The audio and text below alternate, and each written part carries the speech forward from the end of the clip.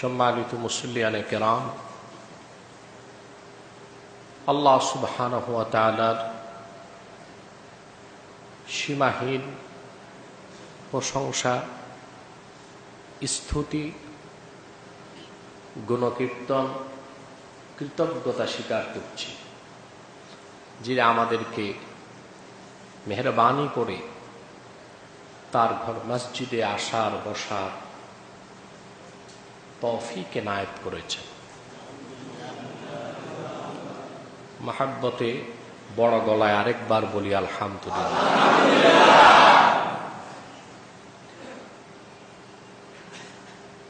জিলকাদ মাস বিদায় নিচ্ছে, জিলহাজ সমাগত। উম্মতে মুসলিমার সবচেয়ে তাৎপর্যপূর্ণ, বহুল আলোচিত, প্রশংসিত দ্বীন ইসলামের অন্যতম নিদর্শন কোরবানির মহিমান্বিত ইবাদত আমাদের অপেক্ষায় আছে, ঠিক কিনা? একবার নয়, বহুবার এই মিম্বর থেকে আপনাদের বলা হয়েছে, কোরবানি এটা নিছক কোনো প্রথা নয়, গোশত খাওয়ার কোনো মহড়া নয়, ঠিক কিনা? নিছক কোনো প্রথা নয়, গোশত খাওয়ার মহড়া নয়। এ হচ্ছে নিরঙ্কুশভাবে আল্লাহর কাছে বান্দার আত্মসমর্পণের এক জীবন্ত ইতিহাসকে প্রতি বছর মুমিনের হৃদয়ে জাগ্রত করে দেবার আল্লাহ কর্তৃক প্রদত্ত এবং স্বীকৃত একটি ইবাদত হলো কোরবানি, ঠিক আছে?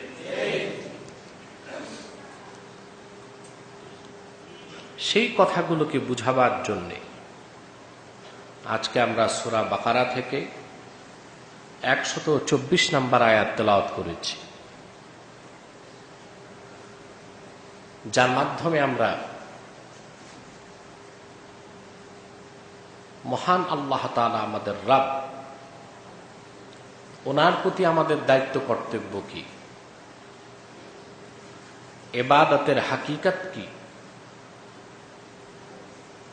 আল্লাহর বান্দা হিসেবে আমাদের দাসত্বের গোলামীর স্বরূপ কি, এই কথাগুলো আমরা ব্যাখ্যা নেবার চেষ্টা করব ইনশাআল্লাহ।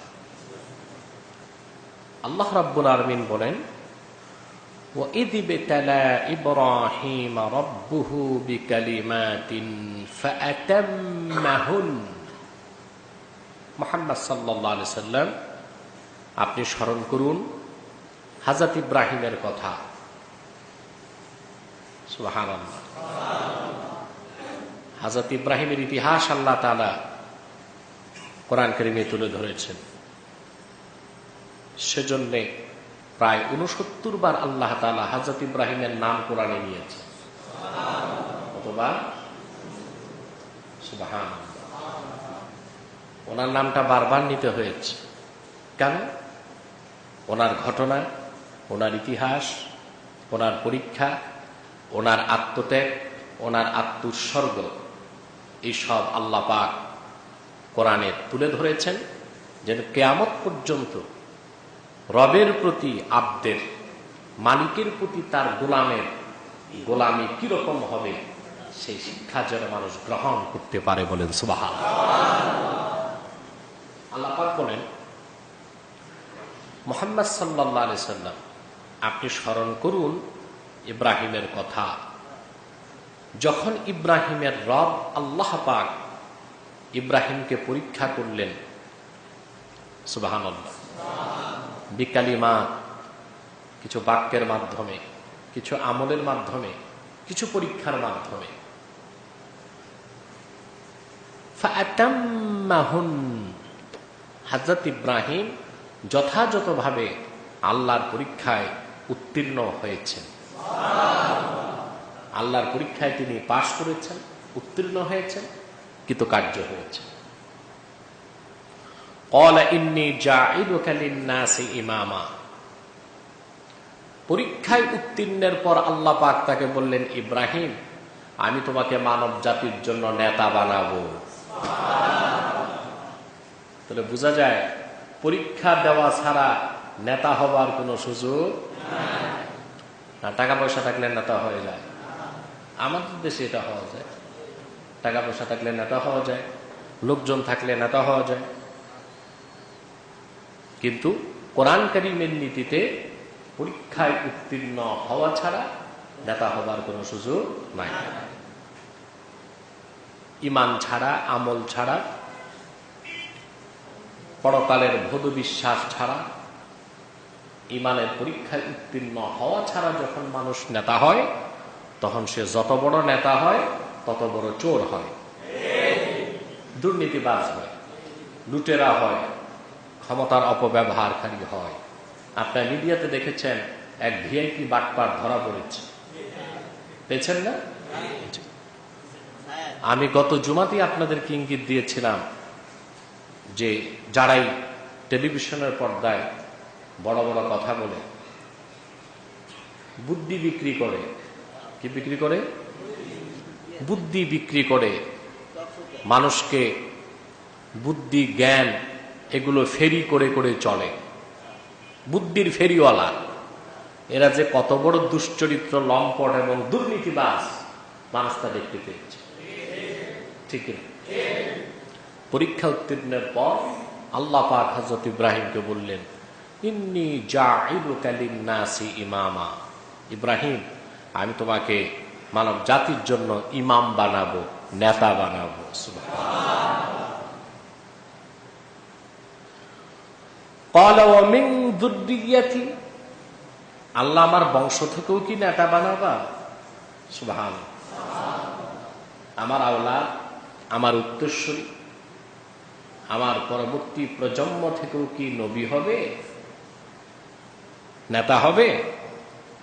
আল্লাহ পাক তাকে উত্তর দিলেন, ক্বালা লা ইয়ানালু আহাদুজ যালিমিন, আমার পক্ষ থেকে নেতৃত্ব, বিশেষ করে নবুয়তের নেয়ামত জালেমদেরকে দেওয়া হয় না। যারা জালেম, শিরকে লিপ্ত হবে, কুফরিতে লিপ্ত হবে, তাদেরকে সে মহা সৌভাগ্য থেকে আমি বঞ্চিত করে থাকি। এ দিয়ে আল্লাহ পাক বুঝালেন যে হযরত ইব্রাহিমের বংশে পরবর্তীতে যারা আসবেন, হযরত ইব্রাহিমের নীতি থেকে বিচ্যুত হবেন, তাদেরকে আল্লাহ পাক নেতৃত্ব দিবেন না, নবুয়ত দিবেন না, ঠিক কিনা? আমরা তাই দেখেছি হযরত ইব্রাহিমের ছেলে ছিলেন হযরত ইসহাক, হযরত ইসহাকের ছেলে ছিলেন ইয়াকুব, হযরত ইয়াকুবের এক ছেলের নাম ছিল ইয়াহুদা, তারই উত্তরসূরিরা ইহুদি, যারা পৃথিবীর সবচেয়ে নিগৃহীত, অপমানিত, লাঞ্ছিত এবং পথভ্রষ্ট জাতি। আল্লাহ পাক তাদেরকে নবুয়ত দেননি, নেতৃত্ব দেননি, বরং নবুয়তের পরিসমাপ্তি আল্লাহ ঘটিয়েছেন হযরত ইব্রাহিমের বড় ছেলে হযরত ইসমাইলের উত্তরসূরি আখিরি নবী নূর নবী মুহাম্মদ সাল্লাল্লাহু আলাইহি ওয়াসাল্লামের মাধ্যমে। এই কথাগুলো আমাদের ব্যাখ্যা করতে এবং বুঝতে অনেকগুলো পর্ব দরকার। সেজন্য আমরা কোরবানির সাথে সংশ্লিষ্ট এবং রিলেটেড কথাগুলো আগে বলে ফেলবো, বাকি কথাগুলো আল্লাহ যদি তৌফিক দান করেন কোরবানির পরেও শোনার সুযোগ হবে ইনশাআল্লাহ, ঠিক না? আল্লাহ পাক বলেন, মুহাম্মদ সাল্লাল্লাহু আলাইহি ওয়াসাল্লাম, আপনি স্মরণ করুন আপনার রব আল্লাহ তাআলা যখন ইব্রাহিমের পরীক্ষা নিলেন। সুবহানাল্লাহ। পরীক্ষাটা আল্লাহ পাক শুধু মানুষেরই নেন, কার নেন? মানুষের পরীক্ষা নেন, ফেরেশতাদের কোনো পরীক্ষা নেই। ব্যক্তিগত স্বাধীনতা একমাত্র আল্লাহ মানুষকে দান করেছে, ফেরেশতাদের কোনো স্বাধীনতা নেই। আছে? আল্লাহ যা হুকুম করেন অবনত মস্তকে সেটা তারা মানেন। শুধু মানব জাতিকে আল্লাহ পাক স্বাধীনতা দিয়েছেন, বিবেকের স্বাধীনতা, শক্তির স্বাধীনতা, মত প্রকাশের স্বাধীনতা, ঠিক কিনা? এই জন্য মুহাদ্দিসগণ বলেন কাজ দুই প্রকার, একটা উমুরে ইখতিয়ারি আর একটা উমুরে গায়রে ইখতিয়ারি। একটি হলো ঐচ্ছিক আর একটা অনৈচ্ছিক। কিছু কাজ আল্লাহ মানুষের কাছে ছেড়ে দিয়েছেন তার ইচ্ছার উপর। সে যদি সঠিক নিয়মে তা করে পুরস্কৃত হবে, আর যদি ব্যাঠিক নিয়মে করে তাহলে সে তিরস্কৃত হবে, শাস্তির উপযুক্ত হবে। আবার কিছু কাজ অনৈচ্ছিক, আল্লাহর হুকুমের বাইরে করার কোনো ক্ষমতা তাদেরকে দেওয়া হয়নি। যেমন সূর্য প্রতিদিন পূব আকাশে উদিত হয়, পশ্চিমে ডুবে, এর ব্যতিক্রম করার কোনো ক্ষমতা আল্লাহ পাক তাকে দেননি। চাঁদ, গ্রহ নক্ষত্র, সূর্যচন্দ্র, জোয়ার ভাটা, বাতাসের প্রবাহ, নদীর স্রোত, এই সব কিছু আল্লাহ কর্তৃক বিধিবদ্ধ নিয়মেই চলে, ব্যতিক্রম করার কোনো সুযোগ নাই। এমনকি প্রতিটি মানুষের দেহের মধ্যেও আল্লাহ পাক দুই ধরনের ক্রিয়া রেখেছেন। মেডিকেল সায়েন্স বলে মানুষের দেহের যে গোশত তা দুই প্রকার। কয় প্রকার? একটি ঐচ্ছিক পেশি আর একটি অনৈচ্ছিক পেশি। আপনি হাত নাড়তেছেন, এই যে হাতের গোশত, এটা ঐচ্ছিক, আপনার ইচ্ছার অধীন, যেভাবে নাড়তে চান নাড়বেন। কিন্তু আপনার দেহে যে হৃৎপিণ্ড আছে ওইটাও পেশি, ওইটাকে আপনার ইচ্ছায় চলে? কথা বলেন। অনৈচ্ছিক, ওটা কি? আপনি ঘুমিয়ে থাকবেন, আপনার হৃৎপিণ্ড কাজ করতে থাকবে, ঠিক কিনা? ফুসফুস আপনি ঘুমিয়ে থাকলেও কাজ করবে। পাকস্থলী আপনি ঘুমিয়ে থাকলেও মরার আগ পর্যন্ত কাজ করবে। এরা অনৈচ্ছিক, আপনার ইচ্ছায় না, আল্লাহর ইচ্ছায় চলতেছে, ঠিক কিনা? এজন্য এক প্রকার গোশত অনৈচ্ছিক পেশি, আর এক প্রকার গোশত ঐচ্ছিক পেশি, আপনার ইচ্ছার অধীন, আর অন্যগুলো আপনার ইচ্ছার অধীন না। সুবহানাল্লাহ। বিজ্ঞান তো আশ্চর্য হয়ে গিয়েছে হৃৎপিণ্ড দেখে। সুবহানাল্লাহ। গোটা দেহকে চলার জন্য শক্তি জেনারেট করে হৃৎপিণ্ড, এটা জেনারেটর। এটা কি? আপনার দেহকে সচল রাখার জন্য মস্তিষ্ক, ফুসফুস, পাকস্থলী, হাত পা, প্রতিটা কোষে, রন্ধ্রে রন্ধ্রে আপনার অক্সিজেন এবং খাদ্যের লিপিড পৌঁছে দেবার দায়িত্ব পালন করছে হৃৎপিণ্ড। সুবহানাল্লাহ। সব চলার পিছনে হৃৎপিণ্ড। হৃৎপিণ্ড চলে কেন? সুবহানাল্লাহ। মায়ের পেটে 4 মাস বয়স হয়ে গেলেই হৃৎপিণ্ডের কাজ শুরু হয়ে যায়। 100 বছর বেঁচে থাকলো, শেষ নিঃশ্বাস ত্যাগের আগ পর্যন্ত এই গোশতের টুকরাটি নিরন্তর কাজ করে যায়। এটার পেছনে কি শক্তি আছে এখনো বিজ্ঞান তা খুঁজে পায় নাই। তা খুঁজে পেতে বিজ্ঞানকে কোরআনের আশ্রয় নিতে হবে। ওইটা চলে কেন? আল্লাহ পাক কোরআন কারীমে বলেছেন, وَيَسْأَلُونَكَ عَنِ الرُّوحِ قُلِ الرُّوحُ مِنْ أَمْرِ رَبِّي وَمَا أُوتِيتُم مِّنَ الْعِلْمِ إِلَّا قَلِيلًا। মুহাম্মদ সাল্লাল্লাহু আলাইহি ওয়াসাল্লাম, ওরা আপনাকে রূহ বা আত্মার ব্যাপারে প্রশ্ন করে, আপনি তাদের বলুন রূহ বা আত্মা হলো আমার রবের একটি হুকুম মাত্র। সুবহানাল্লাহ। তাই হৃৎপিণ্ড চালায় কে? রূহ। আত্মা চালায় কে? রূহ। আত্মা, আত্মা। হৃৎপিণ্ড চলে আত্মার কারণে। বিজ্ঞান ওখান পর্যন্ত পৌঁছতে পারে নাই, কারণ আত্মা অবিনশ্বর, অদৃশ্য, দেখা যায় না। আর যা দেখা যায় না বিজ্ঞানটা বিশ্বাস করে না। এ হলো বিজ্ঞানের গোড়ামি। যারা বিজ্ঞান পূজারী ওরা আমাদেরকে বলে আমরা গোড়ামি করি, আমরা মৌলবাদী, ঠিক কিনা? কিন্তু সবচেয়ে বেশি গোড়ামি বিজ্ঞানের মধ্যে। কোথায়? আরে কথা বলেন না কেন? তাহলে এই ঐচ্ছিক স্বাধীনতা আল্লাহ দিয়েছেন কাকে? মানুষ। কাকে? এই জন্য পরীক্ষা নেবার রীতিটাও আল্লাহ রেখেছেন মানুষের ক্ষেত্রে। পৃথিবীর প্রথম মানবী হযরত আদম এবং হাওয়া, তাদের পরীক্ষা নেওয়া হয়েছে জান্নাতে। কোথায়?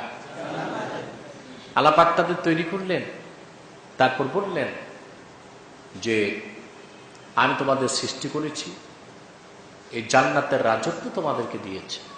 সুবহানাল্লাহ বলছেন না আল্লাহ তাআলা? হ্যাঁ, আল্লাহ আদমকে ডেকে বলেছেন وَإِذْ قُلْنَا يَا آدَمُ اسْكُنْ أَنْتَ وَزَوْجُكَ الْجَنَّةَ فَكُلَا مِنْهَا رَغَدًا حَيْثُ شِئْتُمَا। আল্লাহ বলেন, আদম তুমি এবং তোমার স্ত্রী বেহেশতে বসবাস করো, যা খুশি প্রাচুর্যের সাথে মন ভরে খাও। সুবহানাল্লাহ। ওয়ালা তাকরাবা হাযিহি শাজারা, তবে এই একটি বৃক্ষের কাছেও যেও না, যদি যাও ফাতাকুনা মিনাজ জালিমিন, তোমরা জালেম অত্যাচারীদের কাতারে শামিল হয়ে যাবে। এটা পরীক্ষা ছিল। কি ছিল? কিন্তু আল্লাহর ইচ্ছার কারণে এই পরীক্ষায় আদম উত্তীর্ণ হতে পারেন নাই। ঠিক কিনা? আদম উত্তীর্ণ না হতে পারার কারণে মানব জাতির পৃথিবীতে আগমন। ঠিক কিনা? আমার আল্লাহ নির্দোষ। এই উত্তীর্ণ না হওয়ার পিছনে দায়ী ছিল শয়তান। কে ছিল? আর দায়ী ছিল আদমের আর হাওয়ার ইচ্ছা শক্তি। কি দায়ী ছিল? ওনারা ইচ্ছা না করলেই না যেতেন, ইচ্ছা করেছেন বলে গিয়েছেন। ঠিক কিনা? আসলেন তারা পৃথিবীতে, তারপর শুরু হলো পরীক্ষা, ইমতিহান।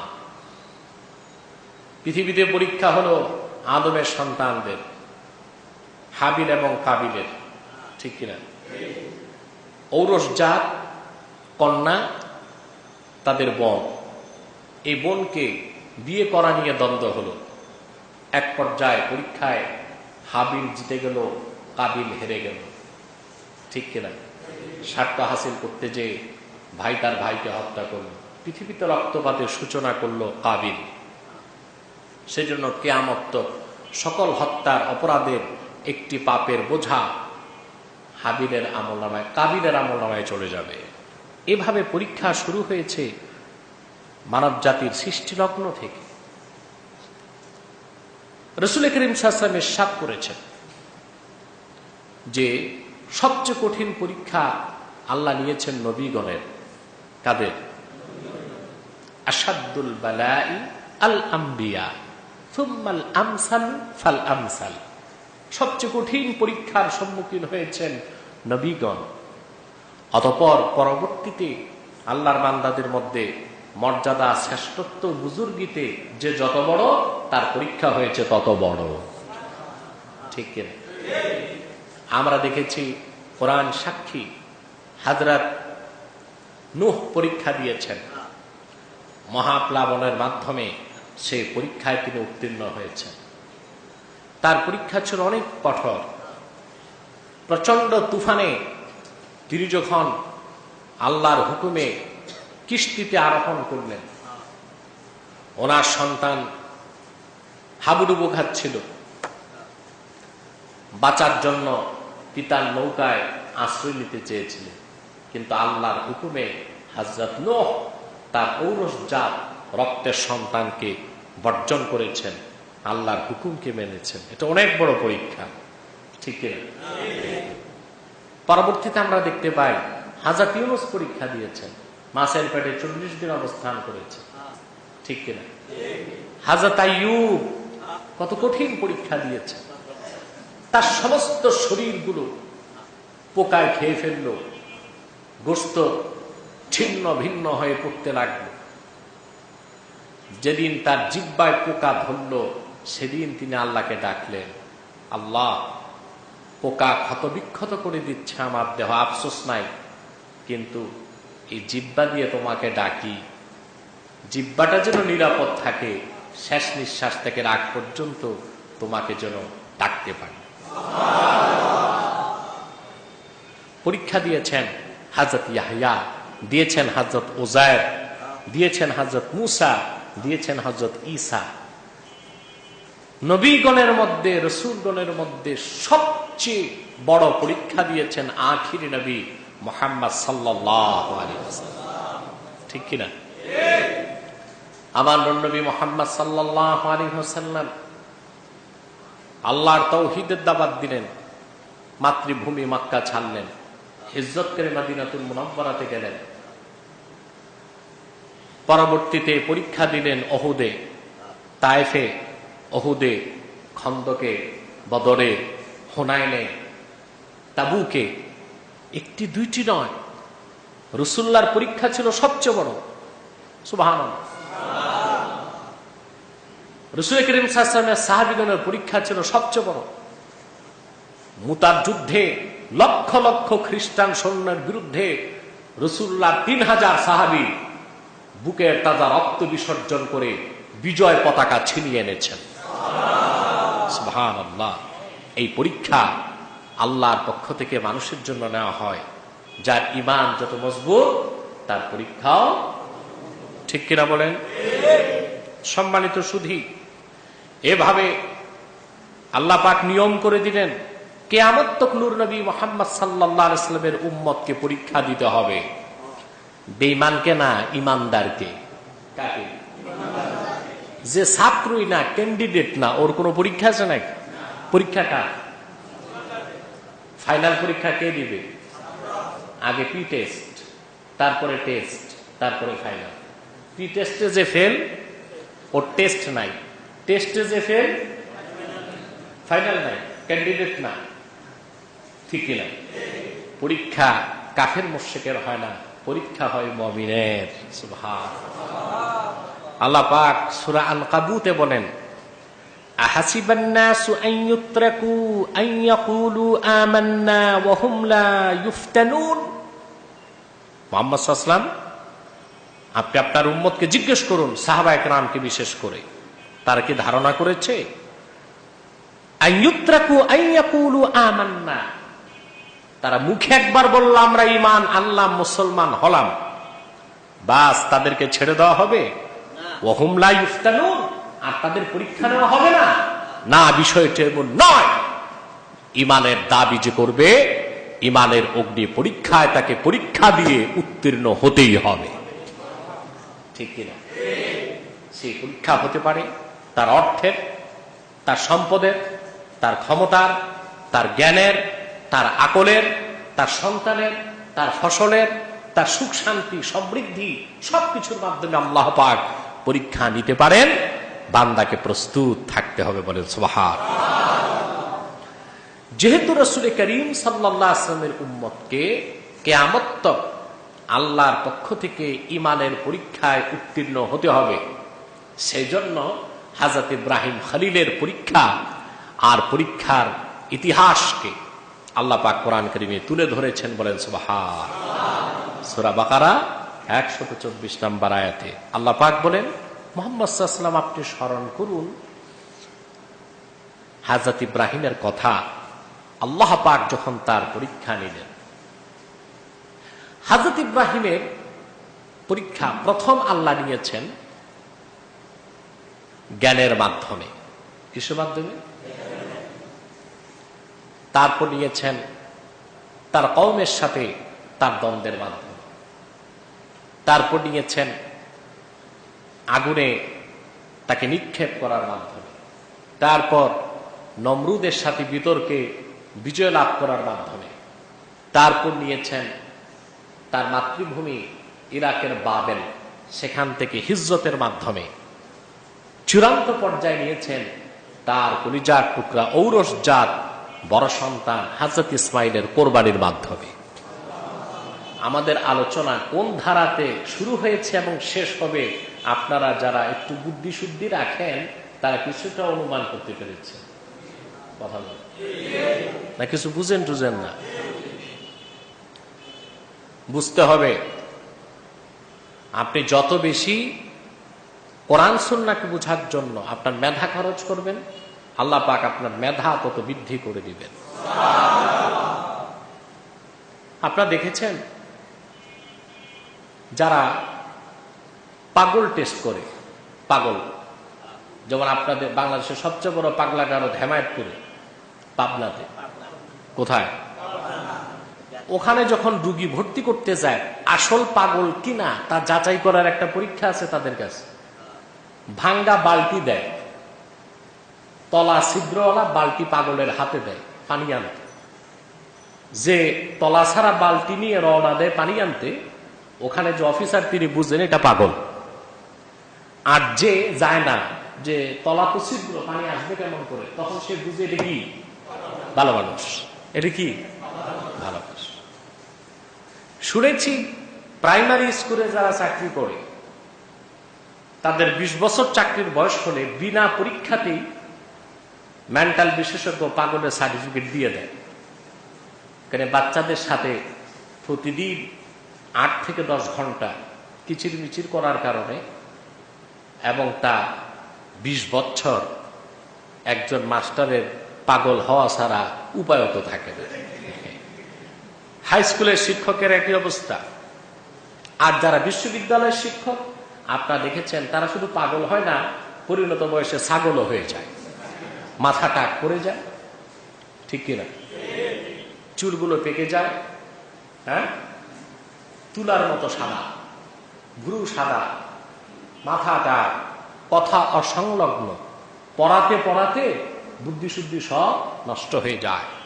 কিন্তু পৃথিবীতে এমন ইতিহাস নাই কোন ব্যক্তি 50 বছর মাদ্রাসায় পড়িয়েছে কিন্তু তার মাথা নষ্ট হয়েছে, বরং তার মেধা বাড়তে থাকে। আল্লাহ তার চোখে বরকত দেন, মুখে বরকত দেন, কণ্ঠে বরকত দেন, সিনায় বরকত দেন। সুবহানাল্লাহ। অতএব কোরআন হাদিসকে বুঝার চেষ্টা করতে হবে। কথা বুঝতে পেরেছি? হযরত ইব্রাহিমের আল্লাহ পরীক্ষা নিলেন প্রথম। তিনি যখন মোটামুটি প্রাপ্তবয়স্ক হলেন, ওনার অবস্থান ছিল বর্তমান ইরাকের বাবেল। কোথায়? এই ইরাক, শামের একটা বিরাট অংশ তখন শাসন করত পৃথিবীর নাস্তিক কলঙ্কিত স্বৈর শাসক নমরুদ। হযরত ইব্রাহিমের বাড়ি ছিল বাবেল। ওই এলাকার মানুষগুলো তারকার পূজা করত। তারা ছিল প্রকৃতি পূজারী। কি পূজারী? প্রকৃতি পূজারী, অর্থাৎ প্রকৃতির বিভিন্ন জিনিসের পূজা করত। কেউ আকাশ পূজা, কেউ তারকার পূজা, কেউ সূর্যের, কেউ চন্দ্রের, ঠিক না?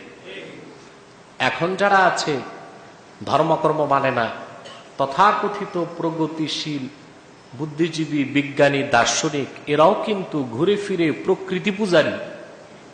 কিভাবে? এরা তো মহান আল্লাহর কুদরতকে বিশ্বাস করে না।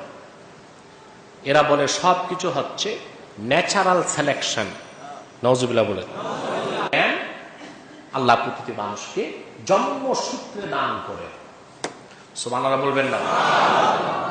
জন্মসূত্রে, একে আরবিতে বলা হয় আকলে সালিম। কি বলা হয়? আকলে সালিম। সুবহানাল্লাহ। আল্লাহ পাক প্রথম পরীক্ষা নিলেন হযরত ইব্রাহিমের আকলের। কিসের? আকলের, বিবেকের। আল্লাহ পাক বলেন, ফালাম্মা জান্না আলাইহিল লাইলু রাআ কাওকাবা। রাত যখন ইব্রাহিমকে আচ্ছন্ন করে ফেলল। রাত আচ্ছন্ন করে কখন আমাদের বলতে পারেন? মাগরিবের পর। রাতের শুরু কখন? মাগরিবের পর। আল্লাহ পাক বলেন, ইব্রাহিমকে রাত যখন আচ্ছন্ন করে ফেলল, রাআ কাওকাবা, তিনি আকাশে নক্ষত্র দেখলেন। আকাশে ক্বালা হাযা রাব্বি, এটা আমার রব। কথা বুঝতেছেন? কোরআন কারীম যারা বুঝে নাই, অপব্যাখ্যা করেছে, তাদের অপব্যাখ্যাটা মারাত্মক পর্যায়ে হয়েছে। হযরত ইব্রাহিম বলেছেন হাযা রাব্বি, তারকার দিকে ইঙ্গিত করে এটা আমার রব। এটা হযরত ইব্রাহিমের বিশ্বাস ছিল না। কারণ আল্লাহ নবীগণ জন্মের আগে পরে এক মুহূর্তের জন্য শিরকের গুনাহ করেন নাই। নবীগণ জন্মসূত্রে নিষ্পাপ। আমাদের আহলুস সুন্নাহ ওয়াল জামাতের আকীদা, আল আম্বিয়া হুমুল মাসুমুন, নবীগণ নিষ্পাপ। সুবহানাল্লাহ বলবেন না? জন্মের আগে পরে সর্বাবস্থায় তারা কি ছিলেন? নিষ্পাপ। তো যদি বলা হয় হযরত ইব্রাহিম কিছু সময়ের জন্য তারকাকে রব মানছেন, তো বলতে হয় তিনি নবুয়ত লাভ করার আগে বাল্যকালে কিছু সময়ের জন্য শিরক করছেন। এটা বলতে হয় কি না? তাহলে কোরআনে আল্লাহ যা বলেছেন তার অর্থ কি? ওনার আশেপাশে ছিল নক্ষত্র পূজারীরা, তারকার পূজারীরা। এটার ব্যাখ্যা ইমাম সিউতি লিখেছেন, ক্বালা হাযা রাব্বি, হাযা রাব্বি আলা যামিকুম। প্রকৃতি পূজারীরা, নক্ষত্র পূজারীরা, মুশরিকরা, তোমাদের ধারণা অনুযায়ী এই তারকা আমার রব না। উনি বলেছেন মুশরিকদের, কাদেরকে? তোমাদের ধারণা অনুযায়ী তারকা আমার রব। কারণ তোমরা তারকার পূজা করো, তারকাকে খোদা মানো, দেবতা মানো, অর্চনা করো, পূজা করো। ফালাম্মা আফালা ক্বালা লা উহিব্বুল আফিলিন। নক্ষত্রের আলো যখন ম্লান হয়ে গেল, তিনি বললেন, দেখো মুশরিকরা এই ম্লানশীল ক্ষয়িঞ্চু, যার ক্ষমতা হ্রাস পায়, এইরকম কোন জিনিসকে ইব্রাহিম রব মানতে পারে না। সুবহানাল্লাহ। তিনি মুশরিকদের চোখে আঙ্গুল দিয়ে তাদের চোখের পর্দা সরিয়ে দেবার চেষ্টা করলেন। যেই তারকাকে তোমরা রব মানো, স্রষ্টা মানো, খোদা মানো, রব মানো, যার ইবাদত করো, পূজা করো, অর্চনা করো, যার কাছে সাহায্য চাও, এটা নিজেই কোনো ক্ষমতা রাখে না, এটা ম্লানশীল, ক্ষয়িঞ্চু, তার ক্ষমতা হ্রাস পায়, এটা কোনোদিন খোদা হতে পারে না, মাবুদ হতে পারে না, রব হতে পারে না। فلما رأى القمر بازغا قال هذا ربي। কোন মুফাসসির বলেছেন ঘটনাগুলো একই রাতে ঘটেছে। তিনি নক্ষত্র দেখেছেন, চাঁদ দেখেছেন, পরে সূর্য দেখেছেন। কিন্তু অধিকাংশ মুফাসসির বলেছেন এটা এক রাতের ঘটনা না, ভিন্ন ভিন্ন রাতের ঘটনা। কথা বুঝতেছেন? আরেকদিন তিনি আকাশে তাকিয়ে দেখলেন পূর্ণিমার চাঁদ। সেই দিন ওই সব মুশরিক দাঁড়িয়ে ছিল যারা চন্দ্র পূজারী ছিল। কি পূজারী? চাঁদের পূজা করত। কিসের পূজা?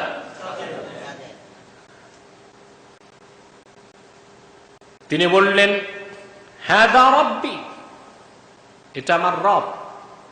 হাযা রাব্বি আলা যামিকুম, তোমাদের ধারণা অনুযায়ী মুশরিকরা এই চাঁদ আমার রব।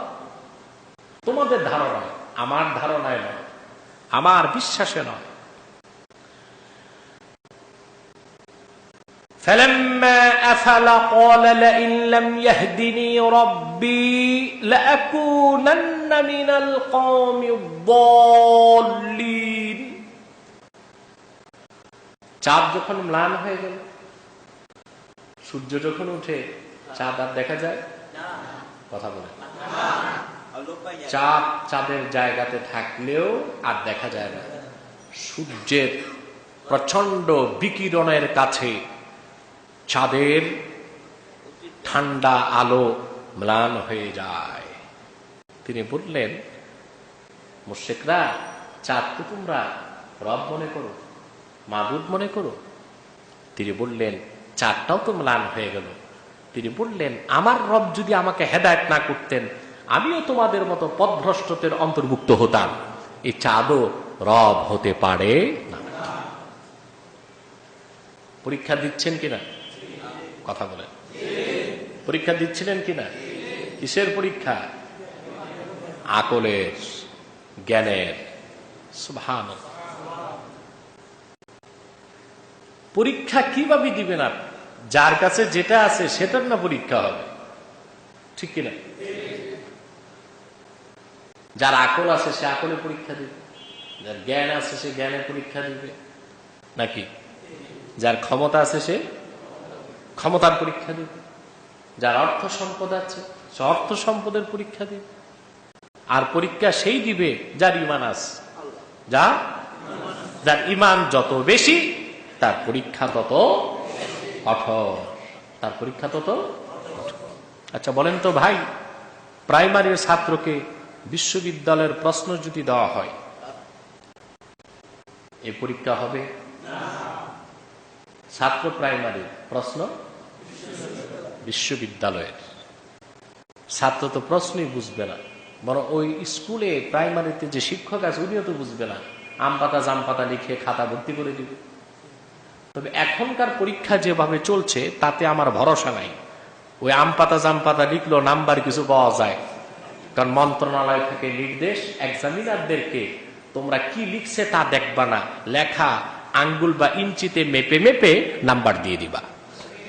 এজন্য দেখেন না আমাদের ছাত্রগুলো সব হচ্ছে এখন প্রতিবন্ধী।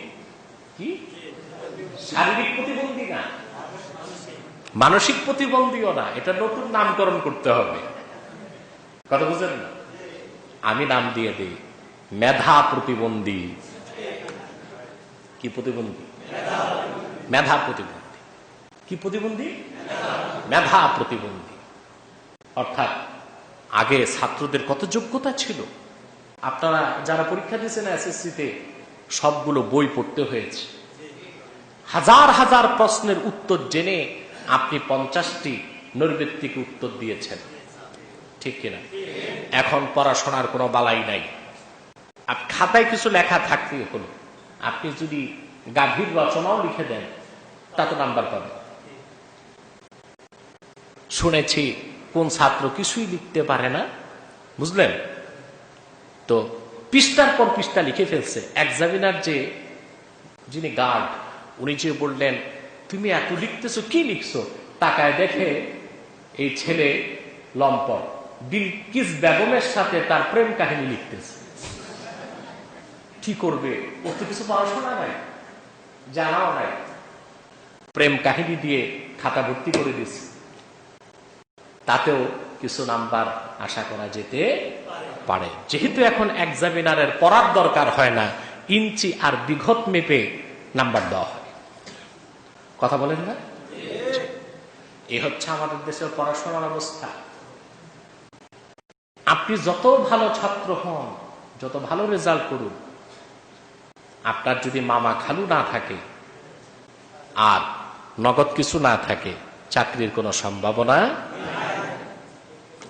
আর আপনি যদি সেই ঐতিহাসিক আদু ভাইয়ের মতো, আদু ভাইয়ের নাম শুনছে ছাত্ররা জানে, আদু ভাইয়ের মতো 32 বারে পরীক্ষা দিয়ে এসএসসি পাস করেন, আর যদি টাকা থাকে চাকরি আছে, বা খালু যদি থাকে বা দুলাভাই থাকে, বুঝেন না? দুলাভাই ফোন দিব উপর থেকে পাবলিক কমিশনে, ওই যে বল্টু মিয়া যে তার খাতা দেখছো সে কিন্তু আমার সম্বন্ধীর ঘরের সম্বন্ধী, অতএব তারটা যেন কনফার্ম হয়। হয়ে গেছে, দুলাভাই ফোন করছে, নতুবা কিছু টাকা দিচ্ছে, ঠিক কিনা? সুবহানাল্লাহ। এই আকল, এটা আল্লাহর পক্ষ থেকে অনেক বড় দান। আকলটা হযরত ইব্রাহিমের আকলে সালিমের পরীক্ষা আল্লাহ দিলেন। সুবহানাল্লাহ। কিসের? আকলে সালিম, তার জ্ঞান, তার বিবেক, তার আকলের পরীক্ষা আল্লাহ গ্রহণ করলেন। প্রথম বলেন সুবহান। তারপরে আল্লাহ পাক বলেন ফালাম্মা রাআ আশ-শামসা বাযিগাতান ক্বালা হাযা রাব্বি হাযা আকবার ফালাম্মা আফালাত ক্বালা ইয়া কওমি ইন্নী বারীউম মিম্মা তুশরিকুন। সকালবেলা হযরত ইব্রাহিম সূর্য দেখলেন, তখন তার পাশে সূর্য পূজারীরা। কারা? এ নক্ষত্র পূজারী, সূর্য পূজারী, চন্দ্র পূজারী এখনো আছে না নাই? আছে। এগুলো হিন্দুদের মধ্যে পাবেন, হিন্দুরা পূজা করে না কিসে? সবকিছু পূজা করে। একটা আছে না শিব পূজা, এটা কি জানেন? লিঙ্গ পূজা। শিবের মূর্তি যারা দেখছেন, মূর্তি যত বড় তার চেয়ে 10 গুণ লম্বা একটা লিঙ্গ বানায় রাখছে। যে হিন্দু মহিলাদের বাচ্চা কাচ্চা হয় না, ওরা ওখানে যে ওই লিঙ্গটারই চুমাচামি করে, মাথা নত করে, ওখানে কুমিল্লার রসমালাই, টাঙ্গাইলের সমসম এগুলো লাগায়, মনে করে এতে শিব তাদের বাচ্চা দিবে। নাউযুবিল্লাহ। সবকিছুর পূজা করে ওরা। তো ওদের মধ্যে সূর্য পূজা আছে, চন্দ্র পূজা আছে, নক্ষত্র পূজা আছে। পৃথিবীর ওই পূর্ববর্তী মুশরিকদের শিরক তাদের উত্তরসূরিরা ধরে রেখেছে, ঠিক কিনা? আল্লাহ পাক বলেন, হযরত ইব্রাহিম যখন আকাশে সমুজ্জ্বল দিবাকর সূর্য দেখলেন, মুশরিকদেরকে বললেন, হাদা রাব্বি হাদা আকবার আলা জামিকুম। তোমাদের ধারণা অনুযায়ী মুশরিকরা, এই সূর্য আমার রব। এটা দেখতেও বড়, এটা দেখতেও। সূর্য যখন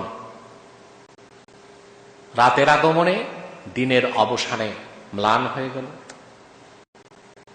তিনি বললেন, হে আমার কওম, ইন্নী বারীউম মিম্মা তুশরিকুন।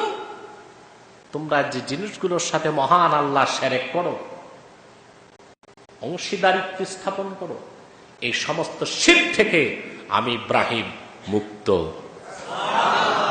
তিনি বলেন, শোনো আমার রবকে এবার বলি। সুবহানাল্লাহ। তিনি বললেন, ইন্নী ওয়াজ্জাহতু ওয়াজহিয়া লিল্লাযী ফাতারাস সামাওয়াতি ওয়াল আরদা হানিফা ওয়া মা আনা মিনাল মুশরিকিন। দোয়াটা পড়েন আপনারা কখন? আমরা শেষ করে পড়েন তো। ইন্নী ওয়াজ্জাহতু ওয়াজহিয়া লিল্লাযী ফাতারাস সামাওয়াতি ওয়াল আরদা হানিফা ওয়া মা আনা মিনাল মুশরিকিন। শোনো মুশরিকরা, তোমরা আসল রবের পরিচয় তো পাও নাই। এই চাঁদ, তারকা, আকাশ, সূর্য, গাছপালা, তরুলতা, পাহাড় পর্বত, নদী নালা, ঝর্ণাধারা, এগুলো কেউ রব নয়, স্রষ্টা নয়।